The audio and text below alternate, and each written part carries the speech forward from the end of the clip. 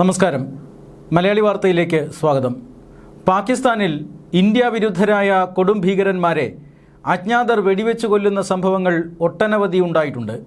ആ സംഭവങ്ങൾക്ക് പിന്നിൽ ഇന്ത്യയാണെന്നും ഇന്ത്യയുടെ രഹസ്യാന്വേഷണ ഏജൻസികളാണെന്നുമുള്ള ആരോപണങ്ങൾ നിലനിൽക്കുന്നു. ഈ സാഹചര്യത്തിൽ ലഷ്കർ ഇ തൊയ്ബ ഭീകരൻ്റെ വെളിപ്പെടുത്തൽ ഇപ്പോൾ സമൂഹമാധ്യമങ്ങളിൽ വൈറലായിക്കൊണ്ടിരിക്കുകയാണ്. പാകിസ്ഥാനിലെ ഒരു പരിപാടിക്കിടെ ലഷ്കർ ഇ തൊയ്ബ ഭീകരനായിട്ടുള്ള റിസ്വാൻ ഹനീഫ് നടത്തിയ പ്രസ്താവനയാണ് ഇപ്പോൾ സമൂഹമാധ്യമങ്ങളിൽ വൈറലായിക്കൊണ്ടിരിക്കുന്നത്.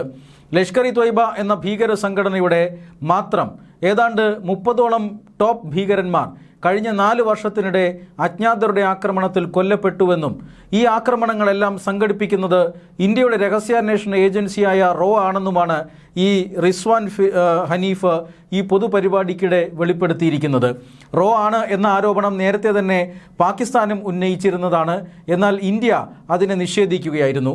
പാകിസ്ഥാനിലെ ആഭ്യന്തര പ്രശ്നങ്ങളാണ് ഇത്തരത്തിലുള്ള കൊലപാതകങ്ങൾക്ക് കാരണമെന്നും അതിന് തെളിവുകളൊന്നുമില്ലാതെ ഇന്ത്യയെ പഴിക്കരുത് എന്നുമാണ് ഇന്ത്യ എപ്പോഴും നിലപാടെടുത്തിട്ടുള്ളത്. ഇത്തരം സംഭവങ്ങൾക്ക് പിന്നിൽ ഇന്ത്യയാണ് എന്നുള്ളതിന് ഒരു തരിമ്പ് തെളിവ് പോലും സംഘടിപ്പിക്കാൻ പാകിസ്ഥാന് സാധിച്ചിട്ടില്ല. അതുകൊണ്ട് തന്നെ പാകിസ്ഥാൻ ആ ആരോപണം ശക്തമാക്കുന്നില്ല എന്നേ ഉള്ളൂ. എന്നാൽ ഇത്തരം സംഭവങ്ങൾ ഉണ്ടാകുമ്പോഴെല്ലാം ഇന്ത്യയാണ് ഇതിന് പിന്നിൽ, ഇന്ത്യയുടെ രഹസ്യാന്വേഷണ ഏജൻസിയാണ് ഇത് നടപ്പിലാക്കിയത് എന്ന് പാകിസ്ഥാൻ ആരോപിക്കാറുണ്ട്. അതേ ആരോപണം തന്നെയാണ് ഇപ്പോൾ ലഷ്കർ ഭീകരനായ റിസ്വാൻ ഹനീഫും ഉയർത്തിയിരിക്കുന്നത്. പാകിസ്ഥാനിലെയും പാക് അധീന കശ്മീരിലെയും പ്രധാനപ്പെട്ട നഗരങ്ങളിലെല്ലാം ഇത്തരത്തിൽ അജ്ഞാതരുടെ ആക്രമണം സംഘടനയ്ക്ക് നേരിടേണ്ടി വന്നിട്ടുണ്ട്.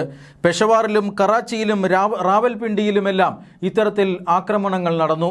ഈ നഗരങ്ങളെല്ലാം കനത്ത സുരക്ഷാ വലയത്തിലുള്ള നഗരങ്ങളാണ്. എന്നിട്ട് പോലും ഈ സംഘടനയ്ക്ക് അല്ലെങ്കിൽ ലഷ്കർ ഭീകരന്മാർക്ക് കനത്ത ആക്രമണങ്ങൾ നേരിടേണ്ടി വന്നിട്ടുണ്ട്.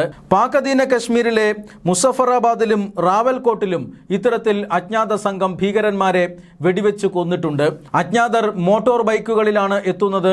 ഇവർ ഈ പറയുന്ന ഇവർ ലക്ഷ്യമിടുന്ന ഭീകരന്മാരെ അവരെ കൃത്യമായി തന്നെ സ്കെച്ച് ചെയ്യുന്നു.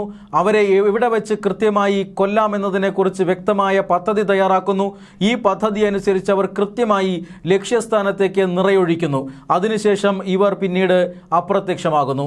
പിന്നീട് ഈ കൊലപാതകത്തിന് പിന്നിൽ ആരാണെന്നോ ഈ കൊലപാതകം നടത്തിയ മോട്ടോർ സൈക്കിളിൽ വന്ന അജ്ഞാതന്മാർ ആരാണെന്നോ മഷിയിട്ട് നോക്കിയിട്ടും പാകിസ്ഥാൻ ഭരണകൂടത്തിനോ പാകിസ്ഥാൻ സൈന്യത്തിനോ കണ്ടെത്താൻ സാധിച്ചിട്ടില്ല എന്നുള്ളതാണ് ഇത്തരം കൊലപാതകങ്ങളുടെ പ്രത്യേകത. മറ്റൊരു പ്രധാനപ്പെട്ട പ്രത്യേകത എന്നത് ഈ അജ്ഞാത സംഘം ആക്രമിക്കുന്നവരെല്ലാം ഇന്ത്യയിൽ ഒരു കാലത്ത് ഭീകരപ്രവർത്തനത്തിന് സജീവമായിട്ടിരുന്നതിന് ശേഷം പിന്നീട് പാകിസ്ഥാനിൽ അഭയം പ്രാപിച്ചവരായിരിക്കും. ഇന്ത്യയിൽ ഇപ്പോഴും ഭീകരപ്രവർത്തനം നടത്തുന്നതിനായി, ഇന്ത്യയിൽ അതിർത്തി കടത്തി ഭീകരന്മാരെ പറഞ്ഞയക്കുന്നതിനായി ഇപ്പോഴും സജീവമായ പ്രവർത്തനം നടത്തിക്കൊണ്ടിരിക്കുന്നവരായിരിക്കും. ഇന്ത്യ വിരുദ്ധ പ്രസ്താവനയടക്കം വളരെ നിശിതമായി നടത്തിക്കൊണ്ട് ഇന്ത്യൻ യുവാക്കളെ വഴിതെറ്റിക്കുന്ന ആളുകളായിരിക്കും. ഇങ്ങനെയുള്ള ആളുകളെയാണ് അജ്ഞാതന്മാർ ലക്ഷ്യമിടുകയും കൊല്ലുകയും ചെയ്യുന്നത്. ഈ അജ്ഞാതന്മാരുടെ ആക്രമണം ലക്ഷ്യം തെറ്റാറില്ല എന്നുള്ളതാണ് ഏറ്റവും പ്രധാനപ്പെട്ടത്. ഈ ആക്രമണം ഉണ്ടായാൽ പിന്നെ രക്ഷപ്പെട്ട് വന്നിട്ടുള്ളവർ 1-2 പേർ മാത്രമാണ്. ബാക്കിയുള്ള എല്ലാവരും അപ്പോൾ തന്നെ ഒന്നുകിൽ മരിക്കുന്നു, ഇല്ലെങ്കിൽ ചികിത്സയിലിരിക്കുമ്പോൾ മരിക്കുന്നു. ഈ രീതിയിലുള്ള അജ്ഞാതരുടെ ആക്രമണത്തെക്കുറിച്ചാണ് ഇപ്പോൾ ലഷ്കർ ഭീകരൻ തന്നെ സ്വമേധയാ തുറന്നു പറഞ്ഞിരിക്കുന്നത്. അതായത് ലഷ്കർ ഭയപ്പെട്ട് തുടങ്ങിയിരിക്കുന്നു എന്നാണ് ഇതിൻ്റെ അർത്ഥം. ഇന്ത്യക്കുള്ളിൽ ഭീകരവാദികളെത്തി നിരപരാധികളായ ആളുകളെ കൊന്നിട്ട് പോയാൽ പോലും പാകിസ്ഥാനെതിരെ ചെറുവിരൽ മുമ്പ് ഇന്ത്യ അനക്കിയിരുന്നില്ല. കാരണം ഇന്ത്യ സമാധാനത്തിൻ്റെതായ ഒരു രാജ്യമായിരുന്നു. പാകിസ്ഥാൻ പ്രവർത്തിക്കുന്നത് പോലെ ഇന്ത്യക്ക് പ്രവർത്തിക്കാൻ കഴിയില്ലായിരുന്നു. എന്നാൽ 2014 ശേഷം സ്ഥിതിഗതികൾ മാറി. ഇന്ത്യയെ തൊട്ടാൽ തിരിച്ചും തൊടുമെന്ന ഒരു നയം ഇന്ത്യ സ്വീകരിച്ചു തുടങ്ങിയിരിക്കുന്നു. മുൻകാലങ്ങളിൽ ഇന്ത്യയെ വിറപ്പിച്ച ഭീകരാക്രമണങ്ങൾ നടത്തിയിട്ടുള്ള ആളുകളെ ഇപ്പോൾ ലിസ്റ്റിട്ട് കൊല്ലുകയാണ് അജ്ഞാതന്മാർ. ഈ അജ്ഞാതന്മാർ എങ്ങനെയുണ്ടായി എന്നുള്ളതിനെക്കുറിച്ച് ഇന്ത്യ ചില വിവരങ്ങൾ പറയുന്നുണ്ട്. അതായത് പാകിസ്ഥാൻ ഇന്ത്യക്കെതിരെ നിരവധി ഭീകര സംഘടനകളെ പാലൂട്ടി വളർത്തിയിട്ടുണ്ട്. ഈ ഭീകര സംഘടനകൾ വളരുകയും പിളരുകയും ചെയ്തിട്ടുണ്ട്. പലതരത്തിലുള്ള ഗ്യാങ്ങുകളായി ഇവർ മാറിയിട്ടുണ്ട്. ഈ ഗ്യാങ്ങുകൾ തമ്മിൽ പിന്നീട് പ്രശ്നങ്ങളും കുടിപ്പകകളും ഉണ്ടായി. അവർ പരസ്പരം കൊന്നു തീർക്കുന്നു. ഇതാണ് പാകിസ്ഥാന്റെ ഉള്ളിൽ നടക്കുന്നത്. അല്ലാതെ ഇന്ത്യ ഇത്തരം കൊലപാതകങ്ങളൊന്നും നടത്തുന്ന രാജ്യമല്ല. ഇന്ത്യ ഒരു കാരണവശാലും നിയമവിധേയമല്ലാത്ത ഒരു കാര്യവും ചെയ്യുന്ന രാജ്യമല്ല. ഇന്ത്യ നിയമവാഴ്ച നിലനിൽക്കുന്ന ഒരു രാജ്യമാണ്.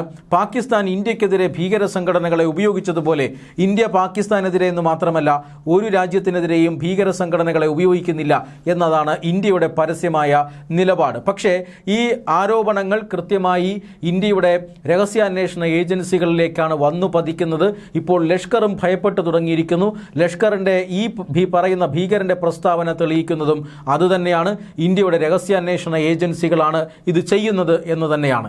ഈ കൊലപാതകങ്ങളുടെയൊക്കെ ഏറ്റവും പ്രധാനപ്പെട്ട പരമപ്രധാനമായ ഒരു പ്രത്യേകത എന്ന് പറഞ്ഞാൽ ഈ കൊലപാതകങ്ങൾക്കൊന്നും ആരാണ് ചെയ്തതെന്നോ ആർക്ക് വേണ്ടിയാണ് ചെയ്തതെന്നോ കണ്ടെത്താൻ കഴിയില്ല. യാതൊരു തെളിവുകളും അതിനുണ്ടാവുകയുമില്ല. അതുകൊണ്ടാണ് ലഷ്കർ ഇ തോയ്ബയും പാക് ഭരണകൂടവുമെല്ലാം നിരന്തരം ഇന്ത്യയുടെ രഹസ്യാന്വേഷണ ഏജൻസിയായ റോയാണ് ഇതിന് പിന്നിലെന്ന് ആരോപിക്കുന്നത്. പക്ഷേ തെളിവുകളില്ലാത്തത് കാരണം അവർക്ക് ഇന്ത്യയുടെ മറുചോദ്യം ഉന്നയിക്കാൻ കഴിയുന്നില്ല എന്നുള്ളതാണ് ഏറ്റവും പ്രധാനപ്പെട്ട കാര്യം. ഈ അടുത്ത കാലത്ത് കാനഡയും സമാനമായ ആരോപണം ഉന്നയിച്ചിരുന്നു.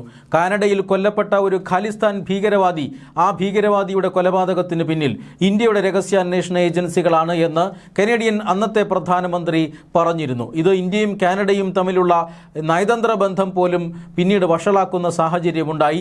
തെളിവുകളില്ലാതെ ഇന്ത്യക്കെതിരെ ഇങ്ങനെയൊന്നും പറയരുത് എന്നാണ് ഇന്ത്യ അന്ന് കാനഡയ്ക്ക് കർശനമായ നിർദ്ദേശം നൽകിയത്.